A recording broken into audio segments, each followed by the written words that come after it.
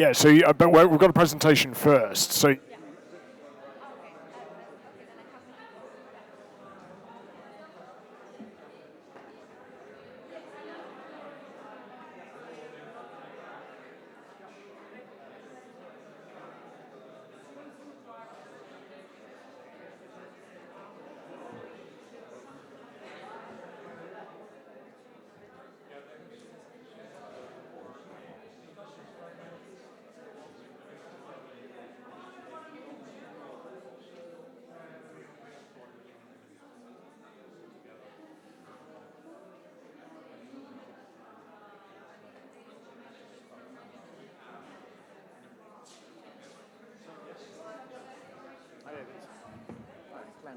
Oh, nice to meet you. How are you? Good to see you. Yeah, that's fine. We're obviously running a little bit behind, but we'll get going as soon as we can. To what time is the session? Well, it's supposed to end on my over in about 5 minutes. Because I have a train to catch at 13:52. Okay. So in case the whole thing goes a little bit late, at some point I will. Yeah, I won't run more than 5 minutes. So if you won't run just for logistic purposes. Yeah, no, I understand. I think actually one of the panelists has to go in about 10 to, but she's going to find out in advance. But I'll make sure.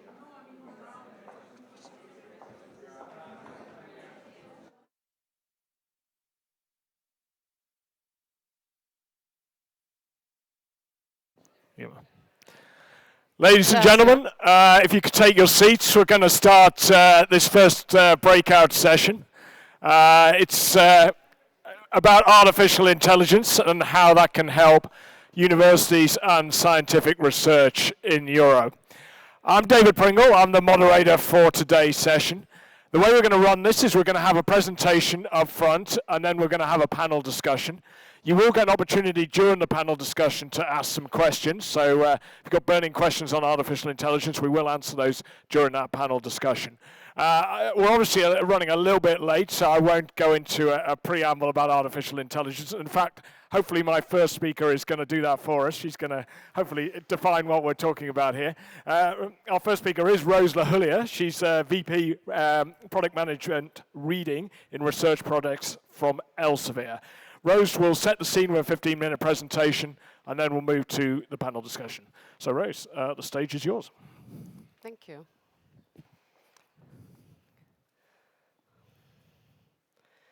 Okay, thank you very much. So it is my pleasure to introduce this panel discussion on how artificial intelligence can help universities and researchers in Europe. So I thought I'd start with what is artificial intelligence? And here we get into trouble immediately because there is no commonly agreed definition of what it is. So the dialogue about it has changed over the years. I do really like this definition from the European Commission, which helps to grasp the high-level concept of what it is. And if we keep it very simple, then given a specific goal, artificial intelligence is a system that, first of all, collects data and structures it or orders it where possible, then interprets that data by processing the information in it, making connections, and then decides on the best action. And the beauty of that is, the second time around, the decision or the outcome may actually be different because the context has already shifted. There's more data available, the system learns from the result the first time it went through it.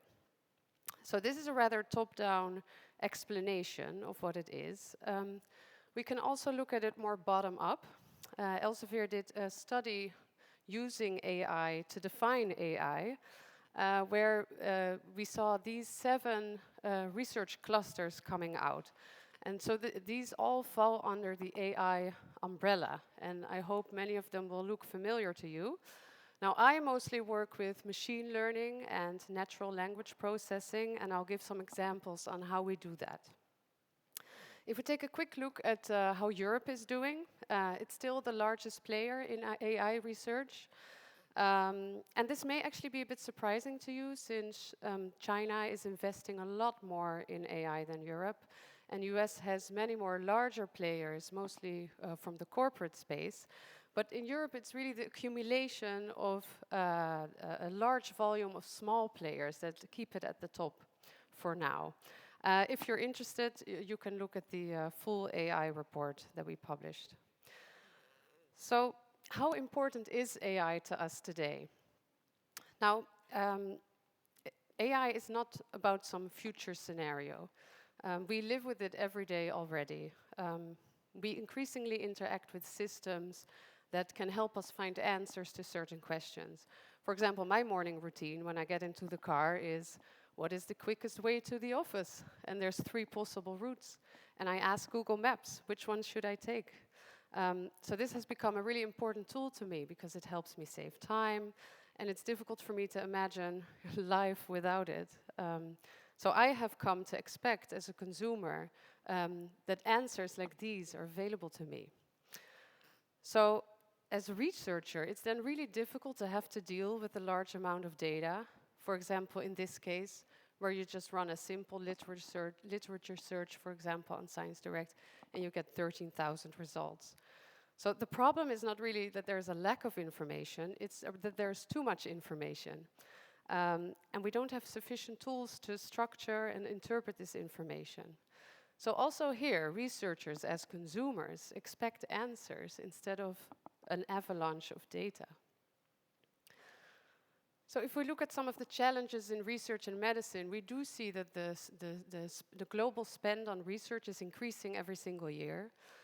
But we get consistent feedback from researchers that they lack effective tools.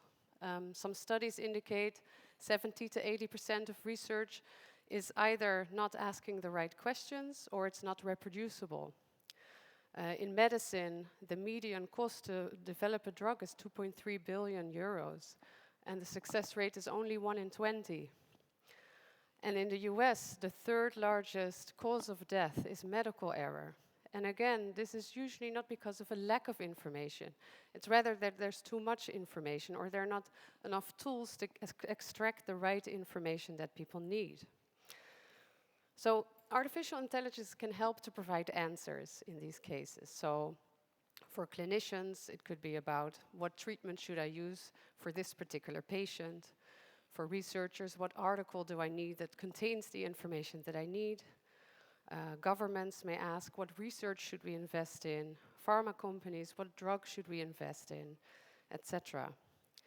So if we focus on researchers for a bit, I'd like to point out 2 particular challenges that they have. So one is that research becomes more and more interdisciplinary. So what this means is unknown terminology gets introduced to researchers and they have to find new sources of information. Secondly, the article output is growing, so it's increasingly challenging to stay up to date. Over 1 million articles published every year. So from a recent research that we did, we noticed researchers spend 4 hours a week searching for articles and 5 hours reading. And then half of the articles they read were not considered useful. There's also an issue of trust, where more than 1/3 of the researchers think the research output is not reliable. So just to give 2 examples to illustrate how artificial intelligence can be used to help with these issues. The first one is ScienceDirect topic pages, which we released 2 years ago. Topic pages give a quick overview of a certain subject.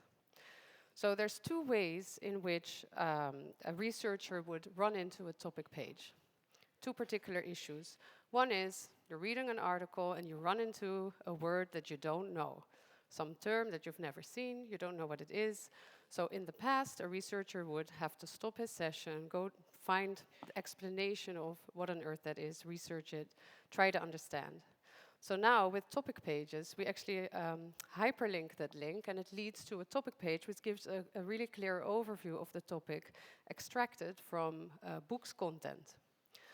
Another situation is a researcher simply looking for unfamiliar terms in Google, trying to find out the answer.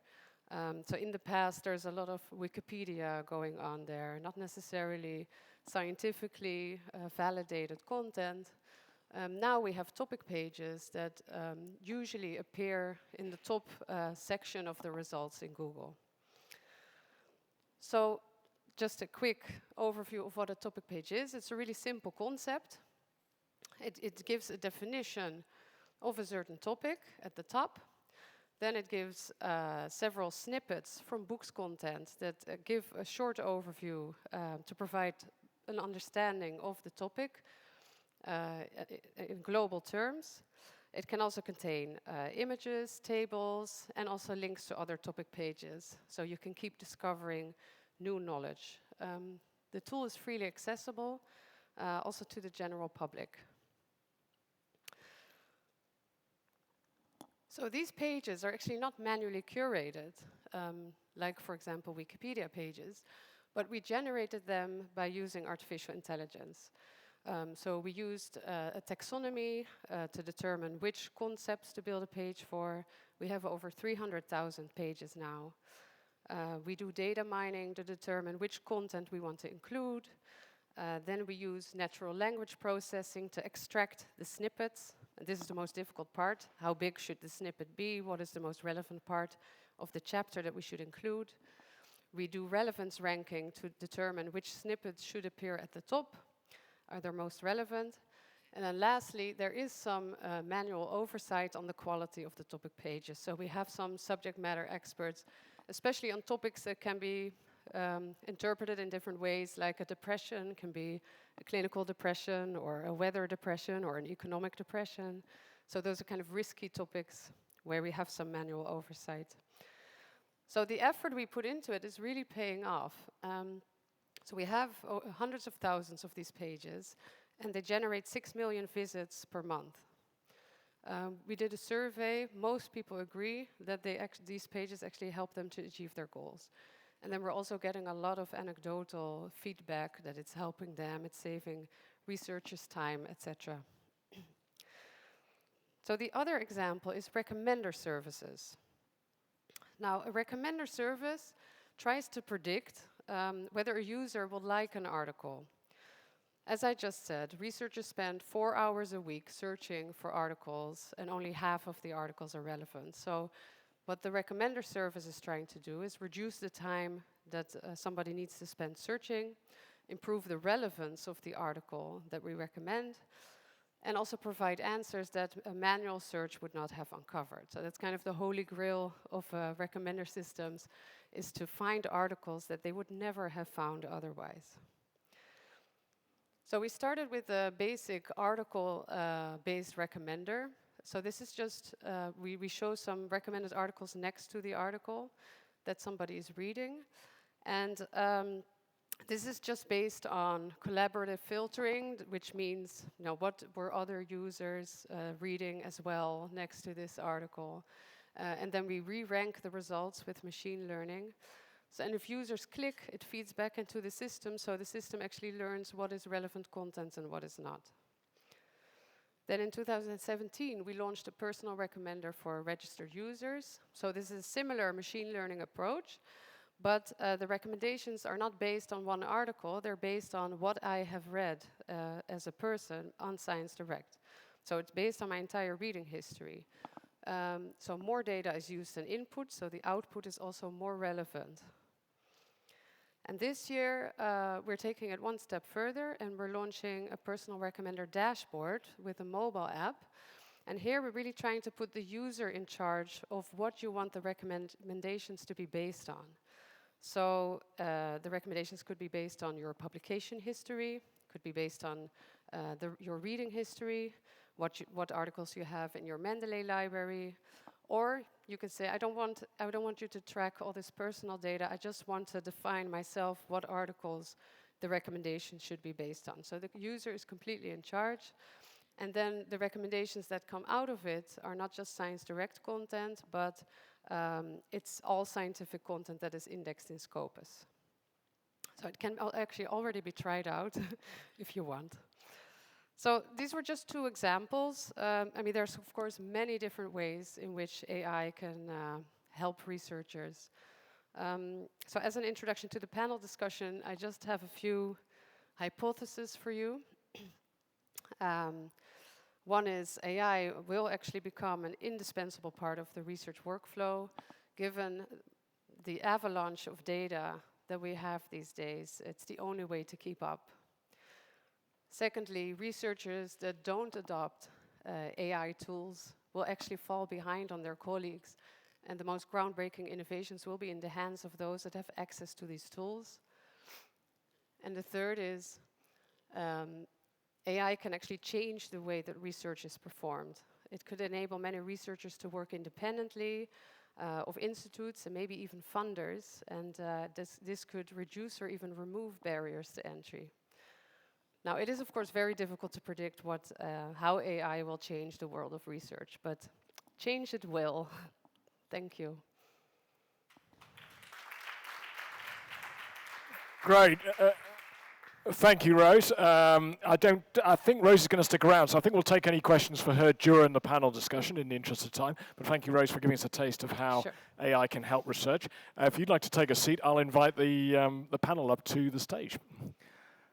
Sorry. Where do I go? Maybe sit in front, yeah.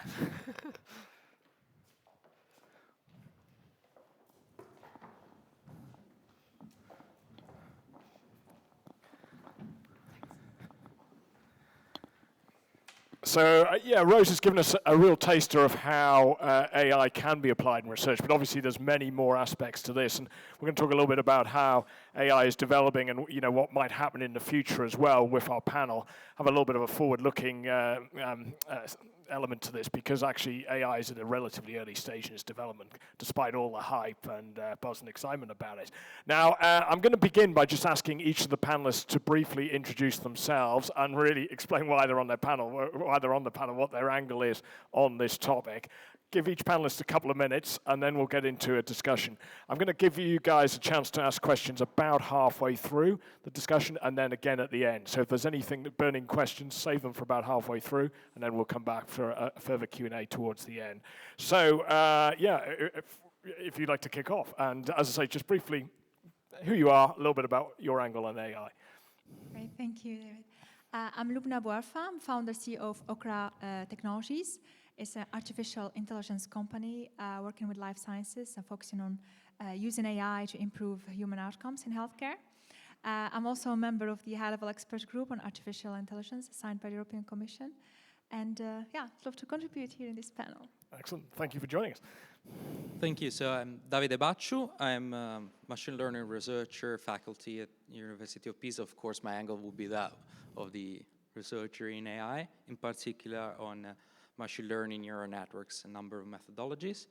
I am coordinator of a couple of projects, industrial, national, and Edge 2020. I'm the secretary of the Italian Association for Artificial Intelligence, and I also consult for the IEEE on the neural networks technical committee. Great, thank you. Hello, I'm Lucilla Sioli. I'm director at the European Commission DG Connect for Artificial Intelligence and Digital Industry. So that means that I'm responsible for the policy coordination of artificial intelligence, but also for the research support in artificial intelligence. And by that I mean, for example, for the moment, I'm responsible for the public-private partnerships on robotics, but also other partnerships that are relevant to artificial intelligence. We have Excel, which is a joint undertaking important for the hardware, if you want, for artificial intelligence, and then photonics, which is a public-private partnerships, and photonics elements are very important components also for artificial intelligence systems. Great, thank you for joining us. Hi, good afternoon. My name is Erik Schwartz with Elsevier. I'm the Vice President of Search and Application Services with Elsevier. I am based in Elsevier's London Technology Hub.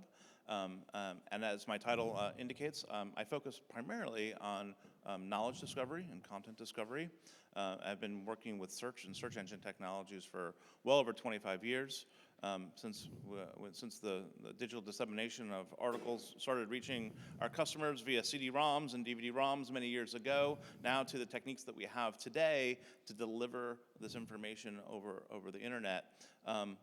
We focus on leveraging artificial intelligence and deep learning technologies to help improve the customer experience, to help sort through some of the problems that Rose laid out, to discover some of the information, to sift through the information that's out there, and make it more accessible for sharing and dissemination. Great, thank you. Yes, good afternoon. My name is Gelejn Meijer. I'm the rector of the University of Applied Sciences in Amsterdam, which is about a university of 50,000 students in all types of vocational education and practice-based research. I'm a robotics and AI PhD graduate from the University of Amsterdam, but this is already kind of in the past phase when AI was very hot, and since then I've been following the development of AI all through my career. I've worked for about 20 years in industry, and since 2011 I joined the university as the Dean of the Faculty for Digital Media. So my interest in this topic is wide. I'm responsible for both see that our education is doing the right things to make sure that we deliver the right skill sets to our students, but also to stimulate them to be interested in these skill sets. And I'm also very keen to see that our research in all different disciplines, so that's besides ICT itself, is taking the ideas of AI as a very pivotal point. So I'm very keen to be on the panel. Thank you. Gelejn, keep the microphone for a second, because I think I'll start with you the first question, which I really want to get a feel for to what extent European researchers are actually using AI tools now. In other words, how far have we got, and how far are we on this journey, essentially? So give us a feel for how your university is using AI today. Okay, thank you. So besides the community of AI researchers, and I think it's fair to say that we're using this term AI now, but it's very much a development from the earlier days of big data. And I think this was also mentioned in the presentation we got just now. And you can see that it's not just AI, it's really about the whole idea that we can collect data, that we can then try to interpret this data in a sensible way. That we now see that other disciplines are really catching up. So I'm, let's say, in the social sciences, a whole new way of performing research based on big data sets is really taking up speed now. I see it happening in the economics, so that's the business studies. Really, there's a real revolution going on there where we're looking for new models on how things work. Different techniques are being used. So very soon, I would expect we'll see that traditional terms like business studies will change into digital business or digital society studies. This will happen probably pretty soon. I see it in linguistics, so this is the types of studies which are really in a different angle. I see it in education itself. It's a very important faculty we have, of course, is to think about what education itself is. And we have researchers looking into methods and tools for that. So what does it mean to say something is learning analytics? So it's happening there as well. The thing is, of course, that this is a generation shift. It's really very much also a thing that it takes a lot of time to accept that results of research are being presented in a totally different way. Yeah. I think the introduction was also very clear on that. So it does take some time, but you see it in all different disciplines, but with some reluctance where there is a strong tradition in techniques taking place. So it differs per university, I would say, yeah, and per professors as well. We'll touch on some of the challenges a little bit later in the discussion. David, I'm just going to jump to you on the same topic, because obviously you're at a university as well. So to what extent are your colleagues using AI?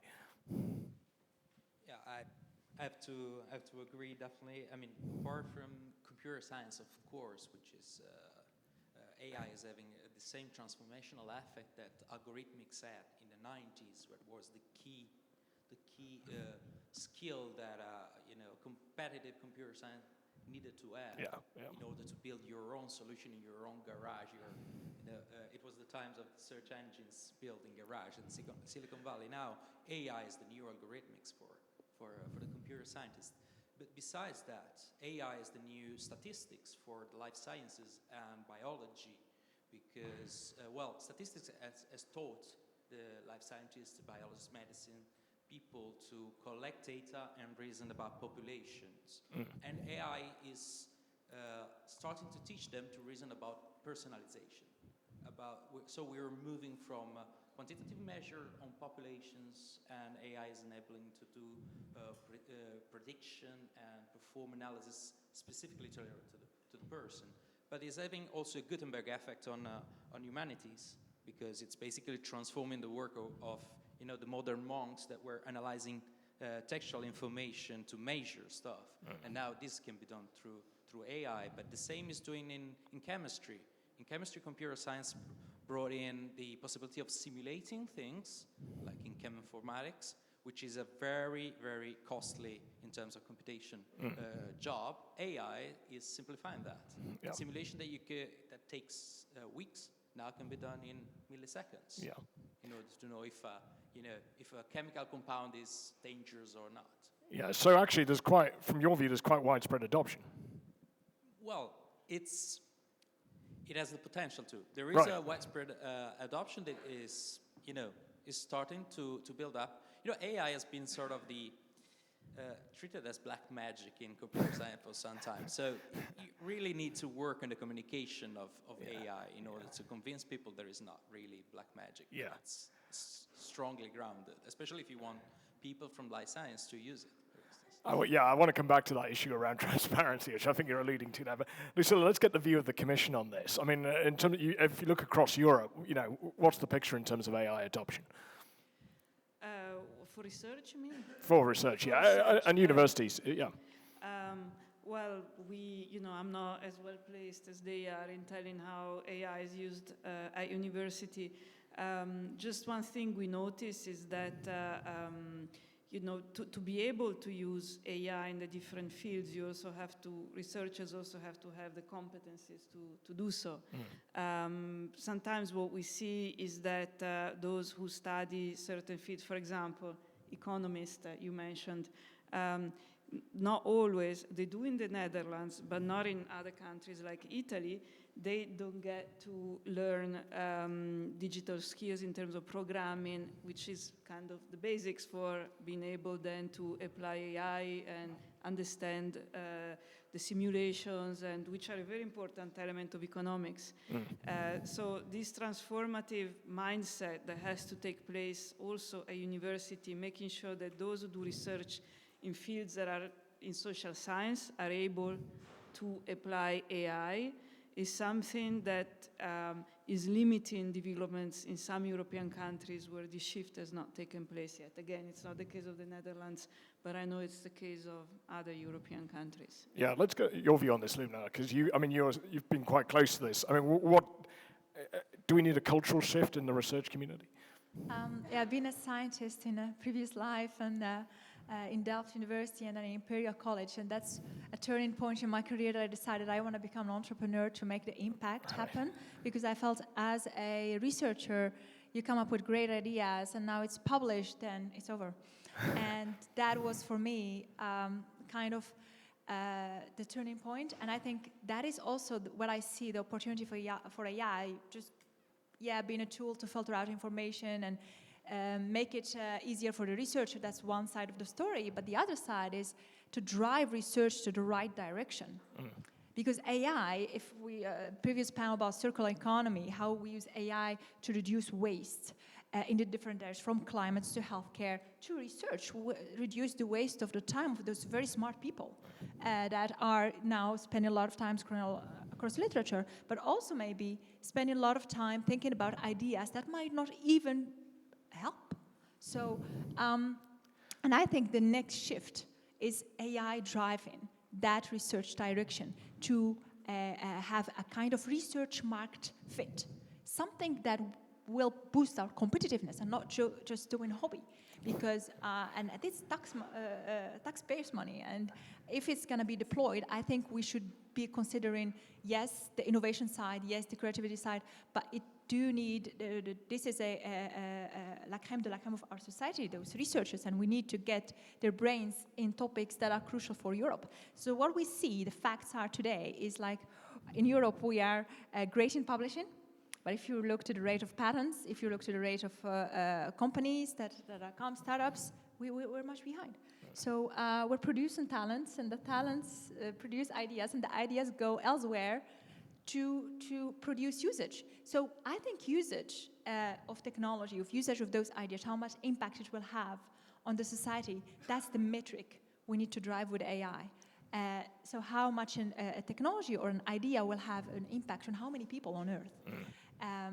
So using AI to essentially shape the research agenda and actually decide what's worth pursuing and what's not is part of that. Yeah, absolutely. And I think that's the crucial part where I see AI playing a role. Okay, let's bring Erik in on this point actually, because Rose presented some figures which showed that there's a lot of AI research going on in Europe, but as we all know, we're not that great at commercializing research in Europe. So is there a way that these tools can actually make research more commercial, make it more relevant to the real world? Yeah, I think there are, and I think the first step that we have to take as a group and as a committee is really start to demystify what AI is. We're using AI, and it evokes an emotion of Skynet or robots in the sky or Big Brother, right, taking over the world, and all of our information will be consumed. And I think it's really important that we ground ourselves in this conversation. That there's a couple of things that are in this field that have been fundamental and that we've been doing for many years around information retrieval. And a lot of that has to do with how do we collect our data, how we measure the quality of our data, how do we use our data, how do we safeguard that data, how do we make transparency around that data. And so I think those are fundamental tenets that we've been working around in the information retrieval space for many years, and they apply directly to this AI space as well. And when I think about the transformation, I think about what's happening as technologies start to accelerate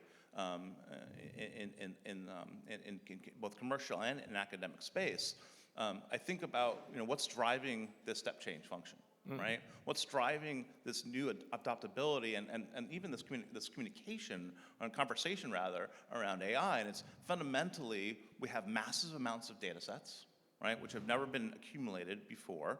We've got massive amounts of compute readily accessible for researchers at really low cost. They don't have to worry about setting up server farms or investing in technology stacks. They can go to Amazon and rent it. And finally, we have this notion of these really commoditized algorithms that are making a step function change from deterministic algorithms, right, which had specific output, to probabilistic algorithms that are now giving a chance or many different outputs depending not on the algorithm itself, but on the data that goes into it. Yeah, okay, got you. I want to now, as we're here in Brussels, we've got something of a policy audience. I want to now just turn to the role of policymakers in this, the EU institutions, the member states, etc. Yeah, I'm going to start with you, as you might expect.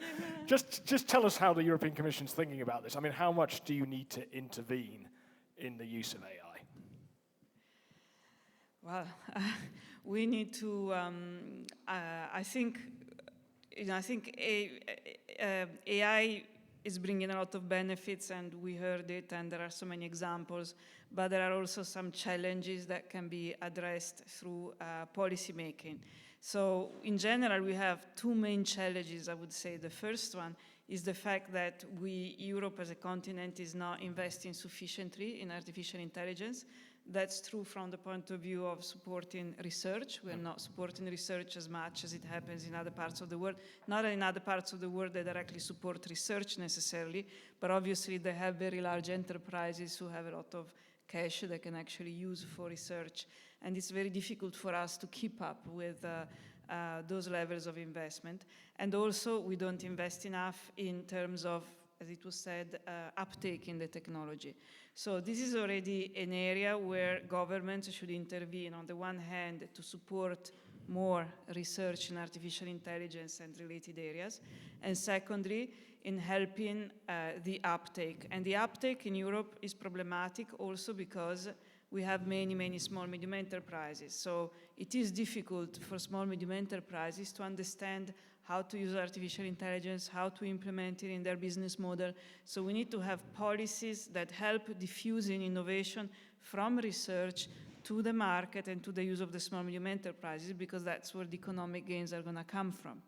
On the other hand, we have another set of challenges that relate to the more kind of ethical challenges that artificial intelligence brings, which goes from the need of transparency, or making sure that the data set and the algorithms do not give rise to biased outcomes and discrimination, and so on. So it is for this reason now, okay, we are policymakers, so we didn't think we were the best placed to identify ethical principles, and we have set up a high-level expert group of which Lubna is part, and asked them to come up with key requirements, and now we are trying to operationalize in our policy.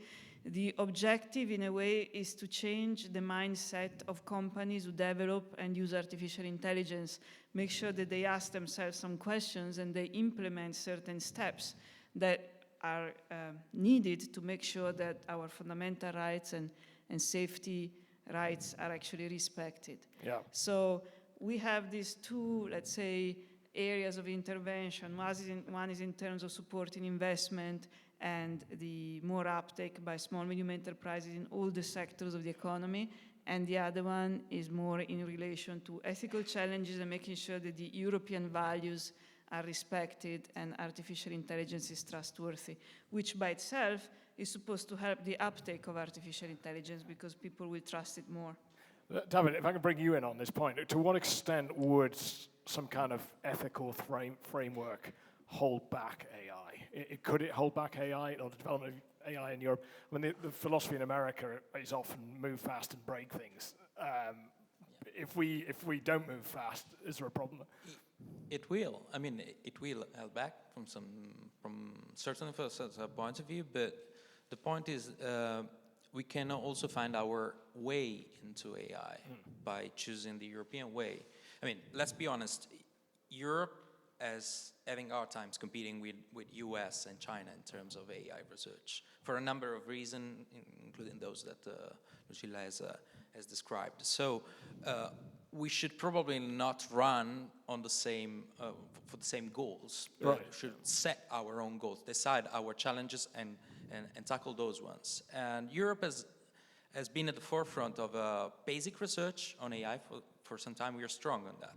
And another thing on which we are strong, and we started working heavily, it's on trustworthy AI that is imbued with the ethical principles, with the proofing of properties on AI. That can be the European way to AI. Of course, that will limit the scope of what we can do and possibly how fast we are on some aspects. We need to know that we are choosing that, and I mean, when you compete with not only big research centers, but basically public research centers in the US, but basically with Google, Facebook, and all these other multinationals, they are basically large research centers right now. Yeah. And you need to choose your game. Yeah, right. Okay, yeah. Don't fight the last battle, fight the next one. Lubna, can I bring you in on this? Because I mean, you're obviously a fast-growing business. You're potentially too much public policy intervention may prevent you doing certain things that you want to do. I mean, how do you think about that balance? I think it has two kind of dimensions. I understand your comments, but I would disagree in that it's slowing us. I do believe that if it is defined in the right way, the ethical aspects, it will speed up things because the trust element is lacking. I'm talking with customers on a daily basis. At the beginning, yes, it is slowing us. But once the boundaries are defined, then people have more trust to go and invest more in the artificial intelligence. So I think that's only a temporary, the delay. I think on the long term, it's going to speed up the process. By creating certainty, essentially. Yeah, creating more certainty within the different stakeholders. However, I do see that the regulation side of it, at this stage, as AI technology, it's not. We're not really there because AI is very big, and I think maybe very specific products, very specific, for example, within healthcare, within life sciences, for drug development, or within a different area where there is a particular product doing tasks A, B, C, and that's something that we can start about how we can put more regulations around that. So as a technology now, I think it is good that we have principles, good that we have those ethical guidelines, something that we can get the trust within the stakeholders. But I think the specifics are within product. And just to give you an example, I think the horizontal line within AI, just treating it as an innovation, is not good. I tell my business developers, if you see innovation in the title of someone, don't talk to them. Really, because they don't have problems. They don't have problems. So it's true. I mean, I'm talking about clients. So go to someone with a problem and solve and think about how we can use AI to solve their problems. Yeah, okay. If someone doesn't have a problem, what we can do is not black magic, right? So I think that's the thing that is missing. So people think AI, VR, innovation, but Start with the problem, not the technology. exactly. Yeah. Okay. And, Sorry. Let me just get the view of a big company, Erik, on this, and you're bringing you in a singular on this the role of public policy, essentially, and how much intervention do we need in Europe? Right. It's a great question. The first thing I wanted to address, though, is I wanted to do a quick translation from American English. Right. As being one of the few qualified in the room to do that about failing fast, right? And go fast and fail quickly, right? And really what that means, really what that's driving towards, is that we need to be able to quickly do experiments that we can learn from, right? And if you look at Europe and you look at the education levels in Europe, they far surpass in terms of qualification what we have in America, right? And so in terms of, so as a culture, there's a lot of emphasis on learning, right? And so how do we now take what we're doing and make those lessons available to other people, right? Yeah. I think that's a key part of openness and transparency, is really taking those lessons and making those public. Sharing the data, right, is a whole nother different level, right? Because there's all kinds of problems that we can run into. If I'm solving a genetics problem, right, I'm taking human DNA, and we can learn a lot by finding unique and personalized cancer treatments, for example, but that's really invasive, right? Especially if we look at sort of manipulation or things that could be possible with technologies like CRISPR and genetic manipulation. But then if I think about tens of thousands of buoys, right, that are placed in the oceans and the seas, they're taking atmospheric data to help us with climate change. Well, maybe those data sets should be shared because they're not as personal, not as personalized. And so I think where we getting back to your question in a roundabout way, as we typically do in America, I think it's critical that we have good governance around those data sets and understand what they relate to help us drive policy. Yeah. Okay, no, that's good. Go on, let me bring in you, and I'm going to turn to the audience in a second if there's any questions at this point. But go on. Yeah, let me maybe throw in a little bit of a teaser there. I think it is the AI is in its midlife crisis, right? Actually, and we all know it's there. It's there to stay. It has already achieved quite a bit. And if you take big data and AI as a kind of development, then you can clearly see that it has a clear position. But what is it about? And where is it going to? And what for? And I think that is really now very much at stake. That's why we talk about trust. That we talk about the fact principles. Factual, actual, transparency, and accurate. All these principles are now being discussed, and I think it's really an appeal to politics and to policy making to see that we actually make a step there, which is a fantastic business chance for Europe. Yeah. Because, and I'll give you an example from the education space. We're using software with a lot of AI tooling in it from an Anglo-American vendor. Great stuff, great tooling. So there's nothing wrong with that. There's lots of functionality in there to measure the progress of students. And really this goes a very long way. So if you're a student and you are enrolled and using the system can keep track when you log into the system. It can keep track when you log out, how long you are on a page, at what time you go to bed, actually. What time do you wake up in the morning? When do you enter the buildings of the university? With whom do you actually sit together in a class, in a virtual class? Did that same person stay with you also during the night? What did you actually consume?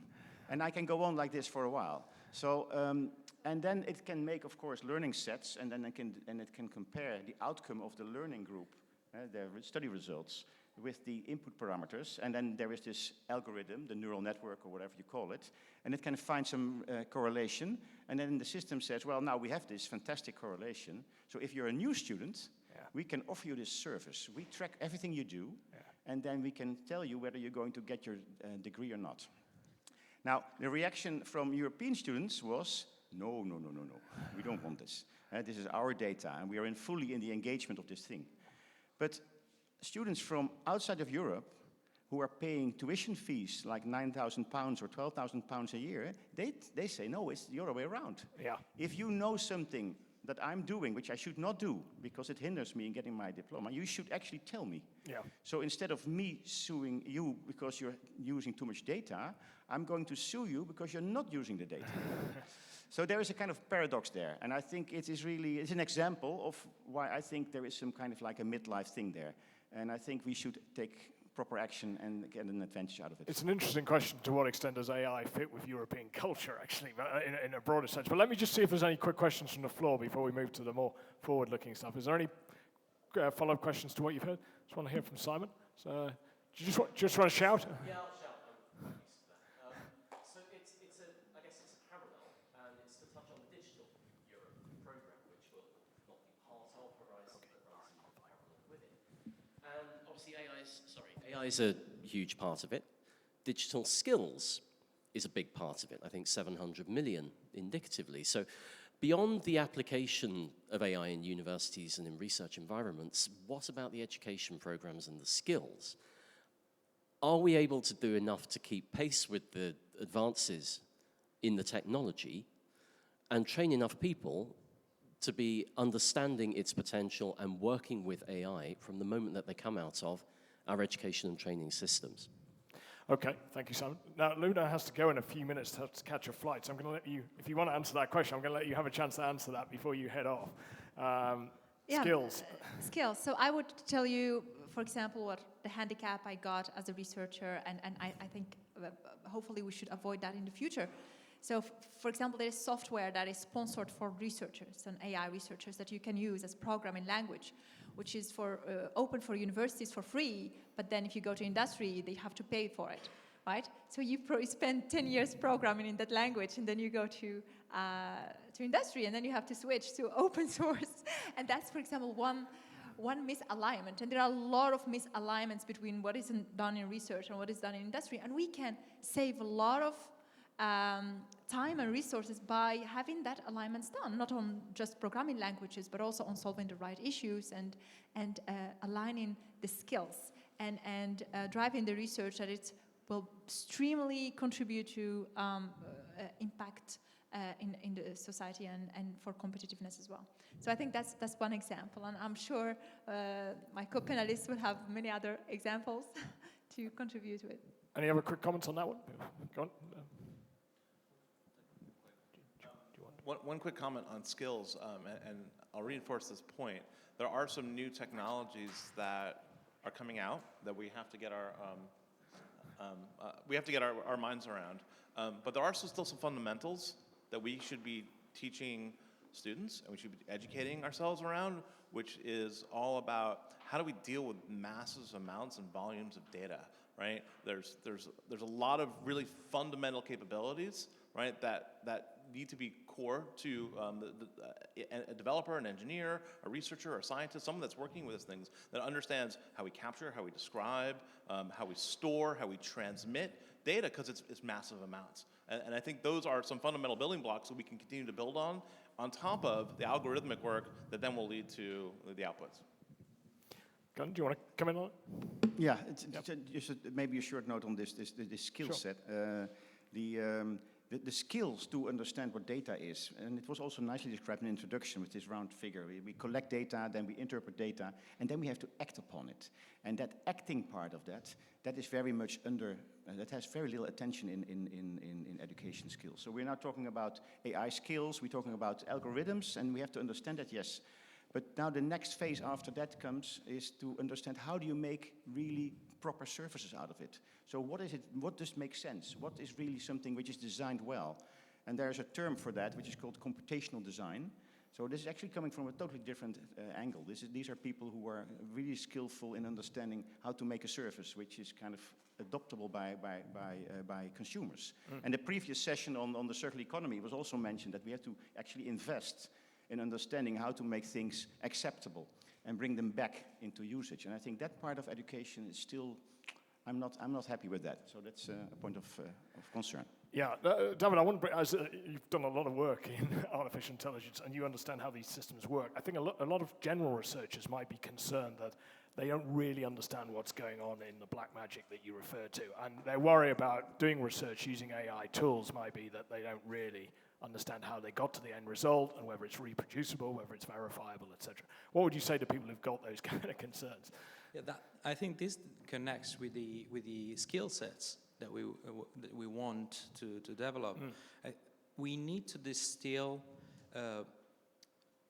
knowledge of AI that can be transferred to, let's say, everybody. Yeah. Not only the computer scientist, not only the AI expert that understands how the methodology works and that is not black magic.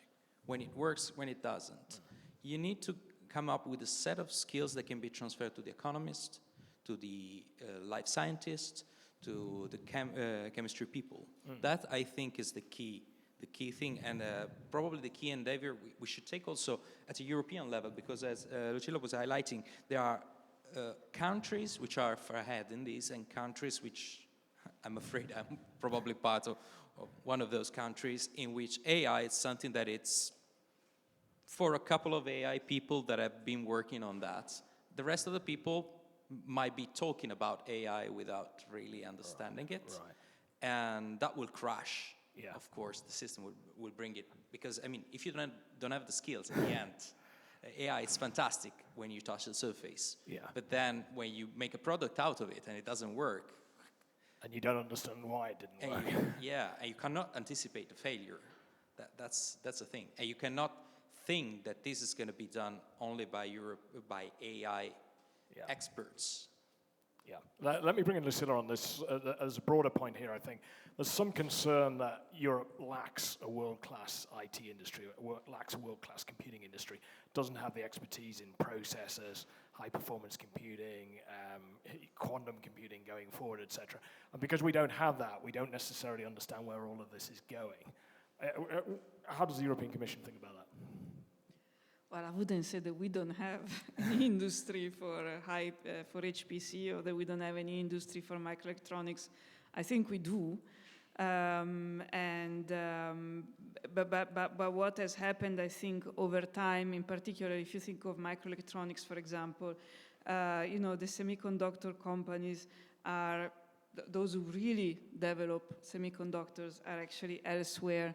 What we have in Europe is 3 strong companies that develop components for those, and then we have a whole value chain in the electronics area that goes. Then we are very strong, for example, in embedding microelectronics into our industrial processes.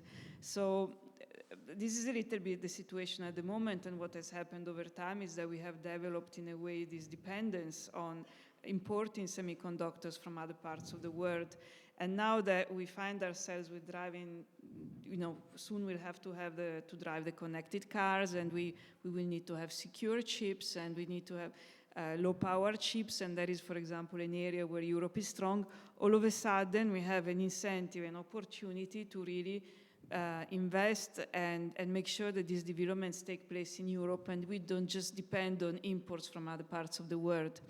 So, many years ago, we didn't understand how crucial chips, for example, were to our world, not just the computers themselves, but really to all the sectors of the economy. And now they are, and we can't simply, as I said, rely on the imports from somewhere else. So we have to regain a little bit our digital capabilities in these areas, and we have to be able to have some technological sovereignty in this area. Free trade is a very important economic value, and it is a very important value for Europeans, but nowadays free trade is not a given like it used to be. Yeah. So we also have to think of the geopolitical context in which we are. And artificial intelligence, we talk a lot about software and algorithms and data, but it is also hardware. It is also enabled by certain computing capabilities. And we have just had a call, for example, for high-performing computing. It's true that we were not very strong in high-performing computing. We had some excellencies in some European countries. Now we had a call for being able to develop the strongest, the fastest, the most powerful computers in the world, and we will, some European countries will be hosting these, supercomputers. And we're very proud of that because in a way we have managed to reverse a trend that was happening, and we hope to be able to do the same in microelectronics.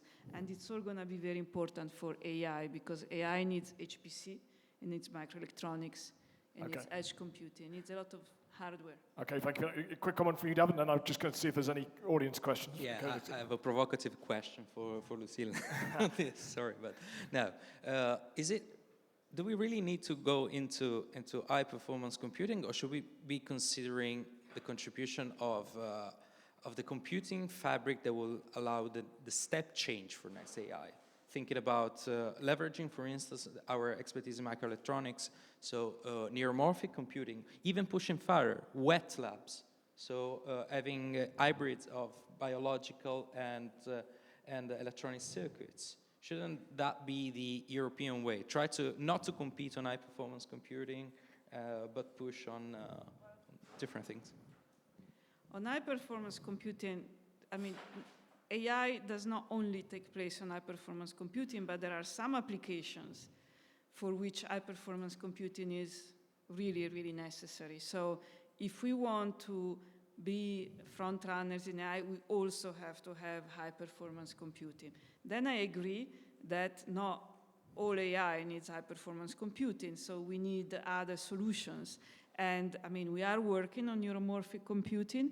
As you probably know, in the joint undertaking Excel, we have some very specific projects on the development of high-performing computing. And this is really a topic which is even getting out from the research organizations, and there is an uptake and a driving from industry as well, which is very important. And then in the future, what AI allows is developments in what is edge computing, so machine learning that takes place at the edge of the network.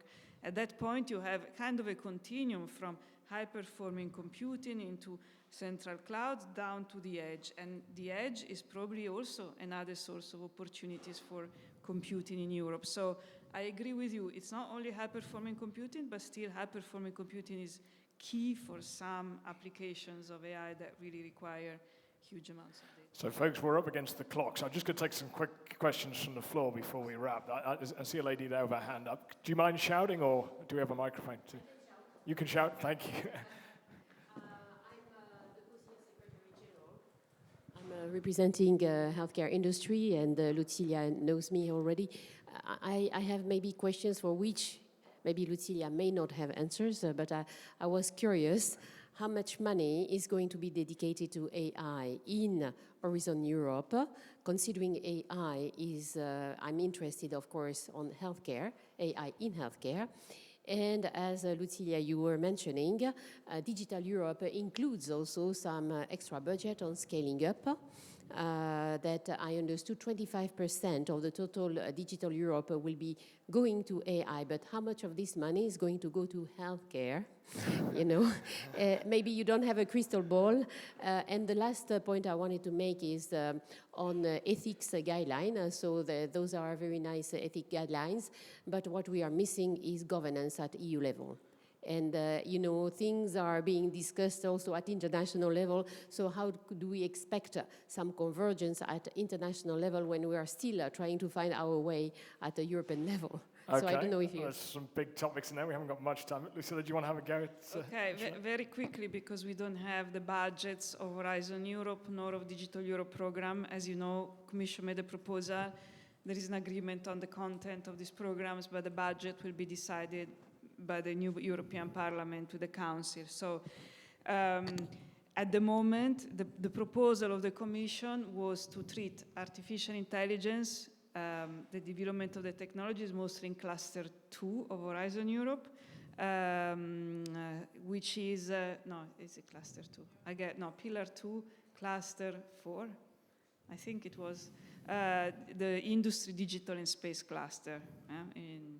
But I think that also in the cluster on healthcare, there will be possibilities for supporting artificial intelligence applications to healthcare. So let's not think that artificial intelligence is only going to be in the cluster on digital and industry and space, but it will also be in healthcare, it can also be in the mobility, it can also be in the energy, in wherever the application is relevant. And on the Digital Europe program, on the basis of our proposal, it would be about 2.5 billion euros for AI, which includes data as well. And for us, an important part of that is the testing experimentation facility. I think you said it very well before. You have to test quickly. What did you say? You had a great sentence. I want to repeat it because it's very important to be able to test and learn from the testing. And this is exactly what we would like to support. In my opinion, I hope that we manage to have at least 1 billion euros from all programs on artificial intelligence on a yearly basis, starting with the new multi-annual financial framework. But you know, Brexit, or other reasons like other countries that prefer more traditional kind of budgets may have an impact and a negative impact on budgets such as research and Digital Europe. I'm less worried about the research budget. I think that will be at the end around what the Commission proposed. I'm more worried about Digital Europe. Internationally, what we do is that we work with like-minded countries. We work a lot with Japan and Canada, Australia, and the idea is that we can together get closer in terms of implementing ethical guidelines, you know, even closer than we actually do through the OECD, and then being able to have a better dialogue with other parts of the world that at the moment are a little bit less interested in the ethical principles. Thank you for that. We've got one more question here. So one more, and sorry to put you on the spot, but I'm also interested in the reaction of the researchers. Right during this session, we've learned that there's not going to be any commissioner for research, actually. So, yeah. So Maria Gabriel is going to be, commissioners for youth and innovation. So where's research? So it really worries me, and I'm quite curious to hear your comment. But also, as researcher, as a rector, what do you make of this? Is there going to be an impact on Horizon Europe also? And I see you checking. Thanks for commenting. Just to say that I'm checking because I noticed the same. But I didn't want to make a comment because I am only, well, let's the list of commissioners as we were talking came up. There are mission letters to the commissioners. That's what you have to read to understand where Horizon is. Horizon Europe will be there. Don't worry. The choice of the commissioner is less. Let's hear from the rest of the panel on this because it's a very interesting development. This. Yeah, I think research in this case it comes in different flavors. And I think we already mentioned that there is really we have to have the hardware type of research where we're looking at how can we speed up what are the basic algorithms, but we also have to have algorithmic design on AI skills in all these different disciplines. So I think I would be relatively positive on. Every program will have its proper share in the amount of algorithmic design, trustworthy design, and it will come back in economics, it will come back in social, in humanics. So I think that's more the angle where I'm looking at it. So we are really in a revolution. So just singling out AI as a separate kind of strand, for some things you have to do it, but for the rest, I see it happening everywhere. Erik, David, quick comment before we wrap? David? I don't know. I can comment on the choice of the commissioners, on the titles of the commissioners. I don't know. Where you make research disappear and innovation stand out, I'm just thinking that you want to put the stress on the impact of research on society, industry, I guess, rather than on basic research. But that's just my personal. A change in emphasis is more than anything. And I think the one thing to think about as we leave as a noting as a departing remark here, as we think about step changes, and I think and you hit it, the commissioner hit it as well. That there's a fundamental thing I think we have to think about when we think about evolution and innovation. If you look at the television and the automobile, right, to get to a certain adoption level within the community. Let's say 80% adoption level defines a commodity. It took 50, 70 years for those technologies to become adopted at that level. The phone, the smartphone, has taken less than 10 years, right? And so we're seeing this rapid innovation.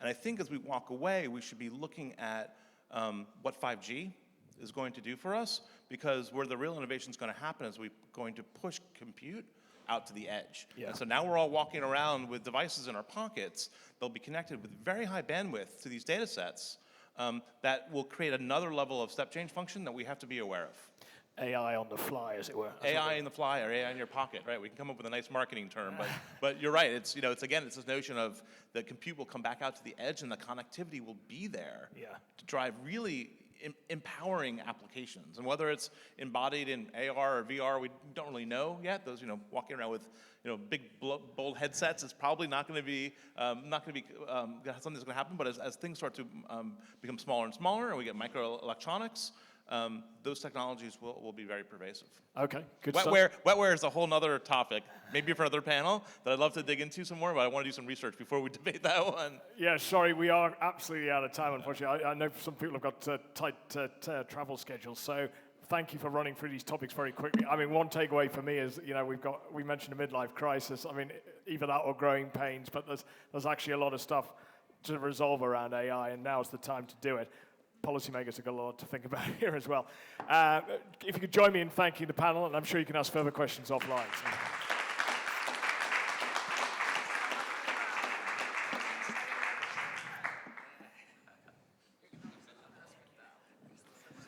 And thank you all for joining us.